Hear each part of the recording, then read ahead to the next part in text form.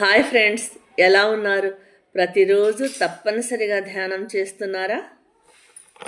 మానవుని అన్ని రకాలుగా సంస్కరించేది ధ్యానము. మానవుడిలో సహజంగా 2 రకాల గుణాలు ఉంటాయి: మంచి గుణాలు, చెడు గుణాలు.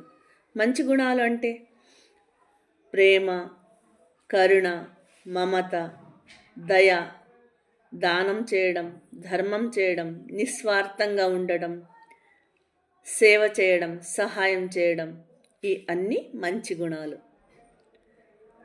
కోపము, ద్వేషము, స్వార్థము, అసూయ, అహంకారము, నిర్లక్ష్యము, సోమారితనము, ఇంకొకరికి సహాయం చేయకపోవడము, దాన ధర్మాలు చేయకపోవడము, ఈ అన్ని గుణాలు చెడు గుణాలు.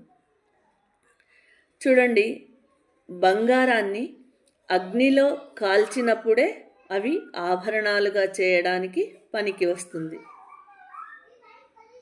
అగ్నిలో బంగారం శుద్ధి చేస్తే, మెత్తబడితే ఆభరణాలుగా చేయడానికి పనికి వచ్చినట్లే ఈ ధ్యానంలో కూడా మనకు కన్నీళ్ళు వస్తాయి, ఒళ్ళు నొప్పులు వస్తాయి,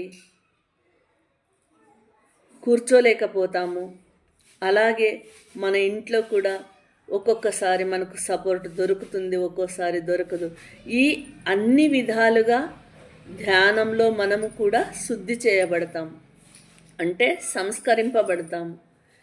ఎప్పుడైతే ప్రతినిత్యము మనము ధ్యానం చేస్తూ ఉంటామో ఈ చెడు గుణాలన్నీ బయటికి వెళ్ళి మంచి గుణాలు మనవైతాయి. మానవుడే మాధవుడు అయ్యే ప్రకారం ఇలా. అందుకే ప్రతిరోజు తప్పనిసరిగా ధ్యానం చేయండి, ఆనందంగా జీవించండి. Thank you.